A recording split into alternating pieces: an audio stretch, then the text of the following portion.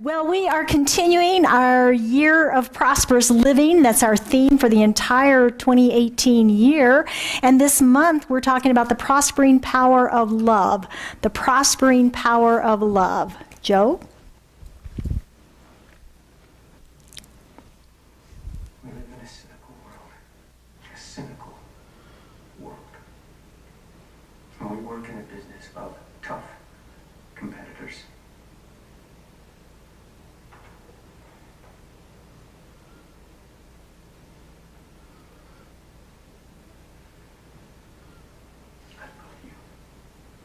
You complete me. And I just had... Shut up. Just shut up. You had me at hello. You had me at hello.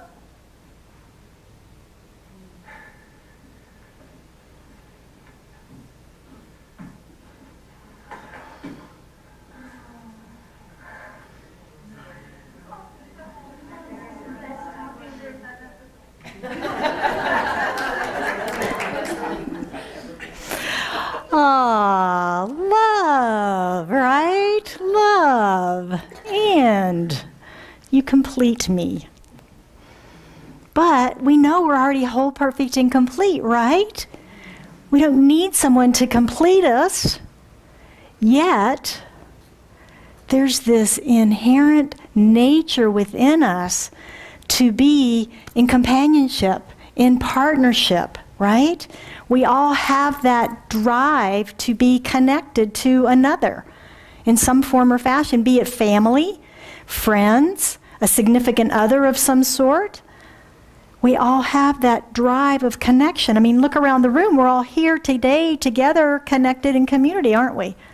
Yeah, we have this desire to come together, and we've seen it represented throughout history in our stories and our myths. We've seen it in Romeo and Juliet, Adam and Eve. We see it in Portia and Ellen. We see it in, what's his name? William and Kate. Yeah, there you go. William and Kate, right? Yeah. So all of these wonderful connections of story and relationship. So today we're going to be exploring this thing that we're calling love and the idea, the universal idea of spiritual partnership. Spiritual partnership, and that is my talk. That is my talk, love and spiritual partnership. Now, I would assume most of us in this room have an idea of what love is, right? And we have this idea of what it means to us. And much like what Linda was saying about the Enneagram and understanding all these 9 different types of personalities, each of us has a little different idea of what that might be, don't we?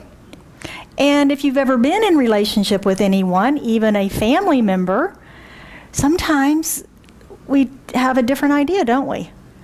And that causes conflict, doesn't it? And sometimes we wonder, why don't they just get me? Right? We've all had that. If you've ever been in relationship with anybody, you probably have had a thought, maybe even spoken out loud, the idea of if they just knew me, they would fill in the blank. Right? They would.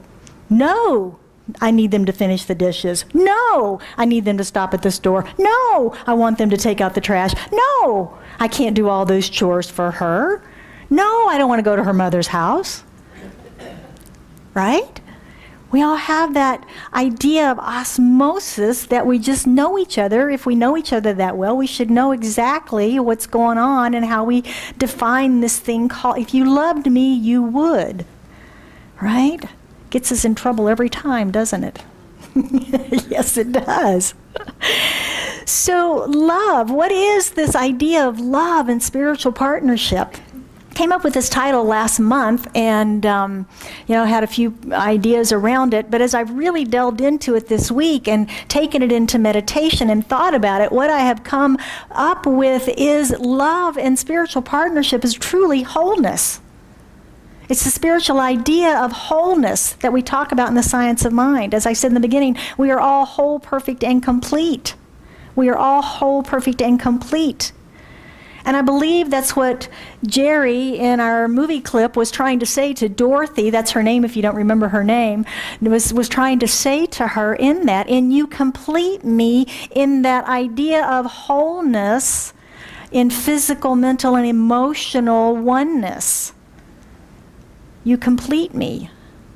So as you looked at that clip, did you resonate with what they were doing between the two of them? Did it make you go, aw, like the audience that was around them, aw, sweet? Or did you grimace? Did you have another feeling and emotion come up around that? I'd invite you to look at that because it might give you some indication around your beliefs around love, particularly romantic type of love. Yeah, around romantic type of love. So we are each, as we know, divine idea of God. A divine idea of God. And that's pretty important, isn't it? That's pretty important. You're important as that divine idea of spirit. And I've come to an understanding in my own idea of what wholeness is that we have come from the whole. We have come from wholeness, a part of that. It's almost like a sphere, if you will, a glob. Imagine it as soft. And a piece of that came off as me. And a piece of that came off as you. But yet we're still that one in the wholeness because we're of the same stuff.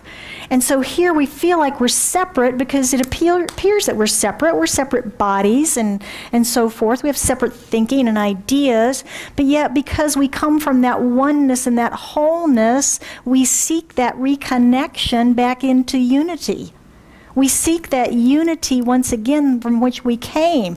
And that's my belief of why we desire connection with each other, why we desire relationships, be it romantic or familial. I mean, why are we born into a family where most of us are kept in a family unit as opposed to like fish, where the eggs are laid in the water and mamas go away usually, right? And the fish are born and they just do their thing.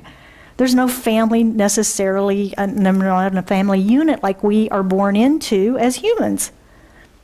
So we have that idea of connection for us as that desired expression. So we have the idea that it's important to love. We have an idea that it's important to love, to be loved, to know love, so that we can recognize within ourselves love, and then also that reflected back to us around us. Because isn't that some of the best growth that any of us have is in relationship? When we're in relationship with another. And we see it mirrored back, right? Yeah. Some of it's quite pleasant. Some of it's not. Yeah. But that's where a lot of our spiritual growth can occur, is in this thing called relationships. And it can be with family, it can be with friends, and it can be with a significant other. But they're those beautiful mirrors that reflect back to us the wholeness of who we are in that unity. Ernest Holmes is the founder of Centers for Spiritual Living, and he's also the author of The Science of Mind, and from one of his other books called This Thing Called Life. He tells us that life is a universal wholeness. Life is a universal wholeness that's seeking expression through everything. Seeking expression through everything. It is infinite energy coupled with the limitless creative imagination. And life is the invisible essence and substance of every visible form. It is the invisible essence and substance of every visible form. So I think a key for us to understand our wholeness is to understand that there is no separation. And that's where we can sometimes fall into fear when we think we're separate. It's them, right? It's always a them out there, somebody else doing something. And there's the blame. And when we can remember that we're in unity with everyone, that we're all connected, it becomes us, it becomes we, as opposed to they and them and the bad guys. So spirituality has been teaching us about this idea of wholeness and oneness and unity. I would say most faith traditions have that as an underlying basis. It's been teaching about it for centuries. And science today is beginning to prove this through the quantum physics, through string theory and all of those things and beyond that I certainly do not understand. But that gives us the scientific proof, if you will, for the intellectual proof in our brains sometimes that we need to justify our beliefs, right? Because it used to be that we believed on superstition. Many of the faith traditions were based in superstition. And we've grown in consciousness.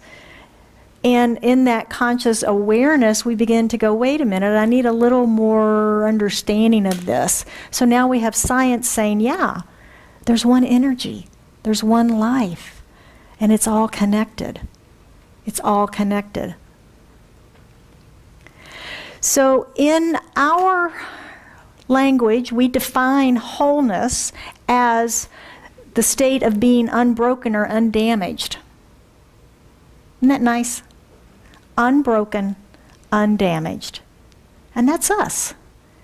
We're whole, perfect, complete, unbroken, undamaged in any way. Beautiful, beautiful beings, expressions of the divine. And when we're in love, we have that feeling of wholeness. We have that feeling of unbrokenness. Remember falling in love. Remember meeting a new friend and being excited to know that new friend and maybe have lunch or coffee and get to know them and explore ideas and understand who they are and what's important to them and how you might do things, share life together. Or, you know, in my example, even going back and visiting my family and spending time with my sister. She and I are very close, and I enjoy that. I'm very excited about that time. There's a wholeness that I feel when I'm visiting with her. And I'm sure you all have examples in your life of friends, spouses, family that you have that connection with, that you feel complete, as Jerry said. You feel complete in that relationship, in that connection. So in the English language, we bandy about, I always like that word because it's my maiden last name, we bandy about that word. And, but we say a lot of things about love, right? I love chocolate. I love going to the mall. I love sports. I love you. Whatever it might be, right? But in Greek, they have 7 words. They have 7 words for it. And I'm not going to butcher those today because there's only one on the list that I could actually pronounce, so I'm not going to do that, but I'm going to give you the definitions of them. Because I think it's important, because we talk here about the power of our word, don't we? We talk about the power of our word. That's one of the basic core concepts of our teaching, is that our word, our prayers, our affirmative prayers have power. And that power comes from our word. And it's suggested that because we have this one word that we use to describe so many things, that maybe we should think about cleaning up our language. Instead of saying, I love chocolate, say, I really, really enjoy the taste of chocolate. Something more descriptive, that we're not bandying about that word love. So let's look. The first type is a natural affection. Love you share with your family. Love you share with your family. And that's different from perhaps a love you share with friends. Now, many of us have friends we call family and family of choice, perhaps. That might be that closer relationship than a familial relationship. But there's a little bit of a difference between the family love and the friendship love. And then there's the romantic type of love, like we saw with Jerry and Dorothy. We've got the romantic type of love, and that's the agape love. That's the only word I could pronounce. And the next is the unconditional or divine love. That's the love of God. That is that wholeness and love that resides within each of us. That is that higher power, that presence, that energy, that life that we each and everyone share. Next is that playful or childlike love. Flirting. Anybody ever flirted with anybody? It's kind of fun and frivolous, but there's nothing serious there, right? The words might sound like it, but there's no feeling there. So it's a different type. And then there's the long-standing love. Like many of you have, I know, very long-term relationships, 30 years plus. And, that's the married couple sort of long-term love that is shared. And then finally, of course, is our self-love. Our self-love. And that could be considered the most important love of all. Because once that is recognized, once we know that self-love, then it's very easy to experience these others, isn't it? It's very easy to experience these other. Because self-love comes into that realm of self-respect and self-worthiness. So that once we feel that for ourselves, then we can express that love to others. Because then we begin to see that reflection, don't we? We begin to see that worthiness of ourself reflected back to us in those that are around us. So understanding that we are love in form. We are love in form because we come from that wholeness. We come from love. It's part of our DNA, or that God DNA we talked about a few weeks ago. That's love. That's love. And coming from that wholeness is how we want to then move into that wholeness in this realm of physicality that we live in.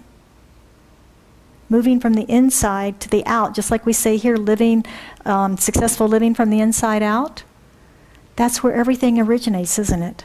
Is within us to the outside, including love. Including love. Catherine Ponder, anybody heard of her? Yeah, Catherine Ponder is a unity minister. She's still in Palm Desert. I checked on her yesterday. She's doing fine. And she has written a bajillion books about prosperity. And the dynamic laws of prosperity is probably her most prominent. But out of that, she has one called the Prosperity of Love. Prosperity of Love, I believe it is. And she says that love is a prospering, enlightening, harmonizing, and healing power. Wow. Prospering, enlightening, harmonizing, and healing power. That's powerful. That's powerful. And that's who we are. So we've got this resource within us that heals, harmonizes, enlightens, and prospers us. We are self-contained. We have everything we need. But it's like an operating system, isn't it? We came in with this God DNA of love, and it's our operating system, but like operating systems in our computer, then we can give it a virus. We can shut it down. We can corrupt it. So it's up to us to clean that up and allow that love to come forth through us as the natural state of our being. As the natural state of our being. Kate Douglas Wiggin. This is a quote from our practitioner work that Lisa and I have been doing this week. And it really struck me as such a beautiful, beautiful quote. She says, "Every child born into the world is a new thought of God." Every child born into the world is a new thought of God. An ever fresh and radiant possibility. Isn't that wonderful to think that every child? Now let's go back a few years. That includes you, when you were born. Ever radiant possibility, idea of God. You are magnificent. You are special. And you are love. So our practice is to go within and to find that core within us that is love and let it out. Let it out. Let it be expressed in the world today as who and what you are. Catherine's book, she talks about a lot of stories. If you've read it in her material, she's big, number one, on affirmations. And we've talked about some of her affirmations. They're very powerful. And the other thing that she does is she relays a lot of stories of how people have put this into practice. And she tells a story of a businessman who was having some trouble with some of his business associates, his clients. And what he would do is, rather than reviewing spreadsheets and documents and notes and things and getting ready for these meetings, he would center himself in his own love within, and also then begin to radiate that love forward for the other person, knowing that other person as love, and just surrounding the whole meeting in that idea. And he saw his business prosper because of this, not because of his fancy spreadsheets and things, but because of his belief, the fact that he was holding the entire experience as a loving experience. It is that transformative and healing power of love that he was practicing and revealing and saw manifested then as actual financial prosperity in his business. So she has lots of stories about things like that in her book, of how people have actually applied the teaching in order to prosper themselves in their lives, in relationship, in their business lives, their financial lives, and in their health. So it's some wonderful material there. So today we have an opportunity through the practice of ritual to step into this expression of love. And our ritual is for everyone that's here today. Whether you're in relationship and your partner is here or not here, whether you're not in relationship and you want one, you're not in relationship and you don't want one, or if you have a friendship or a family, or your relationship with yourself, your relationship with the divine. Whatever that might be, you are love, and we're going to do a little ritual this morning around the idea of love. And I'm going to invite the ushers, where's my ushers, to come forward. We have a gift for you all this morning, gift of a red rose in honor of Valentine's Day. We're going to do our annual rose ceremony for everyone. So if you'll take some, just hand out the roses would be great. I'll take one. Whoops. Oh, thank you. Absolutely. Everybody gets one. Everybody gets one.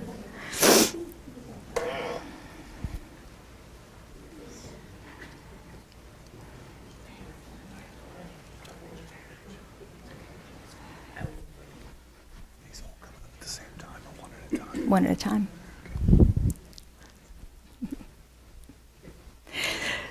So not only is this our Valentine gift to you, it is a symbol that is very rich and with ancient history. And like many ancient symbols, it can have paradoxical meanings. It is at once a symbol of purity and a symbol of passion. It is a symbol of virginity and fertility, death and life. The rose is a flower of the goddess Venus, but also the blood of her lover Adonis. It is a symbol of transmutation, of taking food from the earth and transmuting it into the beautiful, fragrant flower. Today we will focus on the rose as a symbol of transmutation, transforming any fear to faith and ultimately to love, as we commit to the prospering power of love itself in all areas of our life. So I'm going to invite you to stand. In the language of flowers, a red rose is a symbol for love. I invite you to look at the rose that you hold, to notice its petals. Some are perfect. Some may be bent or broken or discolored. Notice if your rose actually has thorns.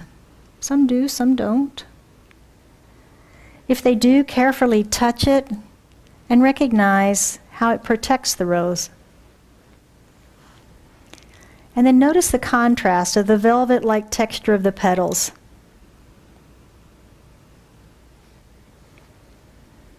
I invite you to smell the rose. Smell its fragrance, freely given alike to all. It doesn't withhold its fragrance, does it?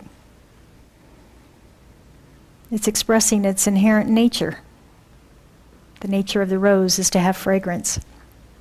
Looking at your rose as a representation, a symbol of love, a symbol of God, I invite you to close your eyes and silently say to yourself, I commit myself fully to love. I commit myself fully to love. I'm committed to being a vessel through which love flows in the world. And I am committed to making love my priority. You can open your eyes. In the spirit of spreading love, I'm going to invite you to give your rose to another person in the room sharing this gift. Oh, thank you. Oh, you got thorns. You got thorns. Some have thorns, some don't. Be careful.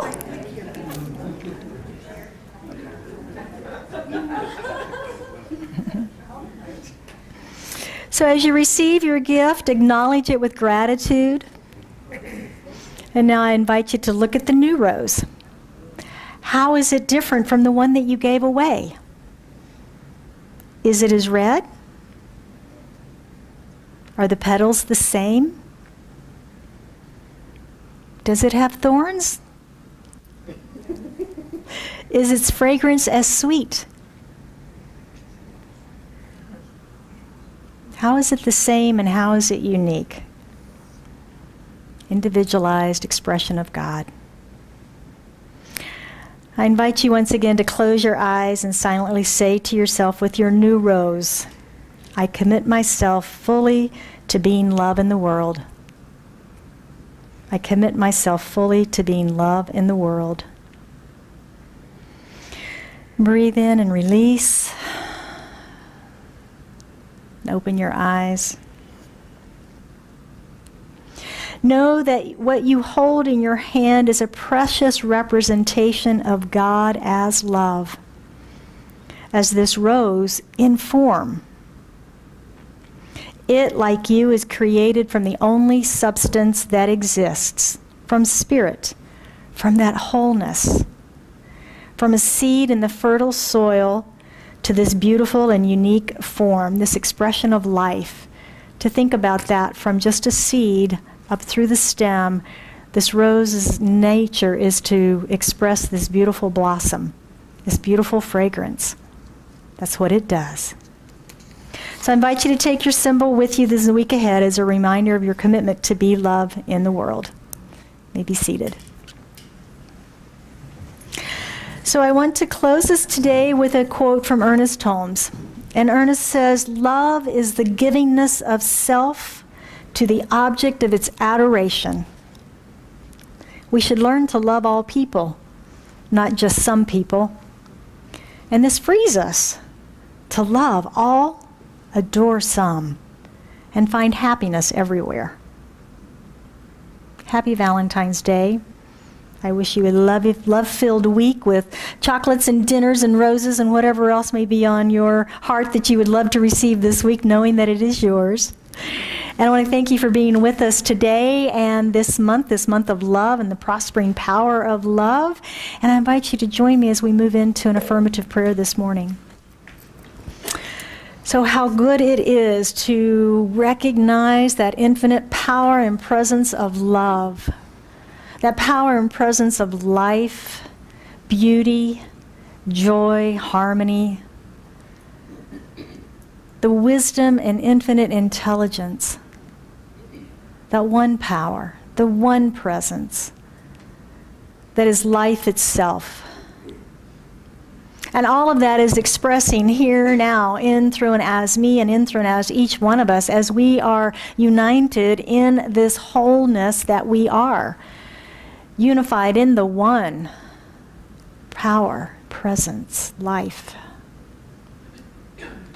So from this place, I speak my word for and about each of us today, knowing the love that we are, that is united in this wholeness, is free, harmonious, beautiful, magnificent, and expressing who we are as that source of infinite love. And I know as we move forward in our week ahead that each of us is that expression of divine love as we allow it to flow through us into the world, to be a beneficial presence in the world, touching hearts and minds around us, transforming them to recognize their own inherent beauty, their own inherent love. So how grateful I am for this knowing, for this truth, for this thing called love in our lives. I just gratefully release this into the activity of mind, into the action of the law, knowing that it is already done, it is already made so. And we affirm together by saying, and so it is.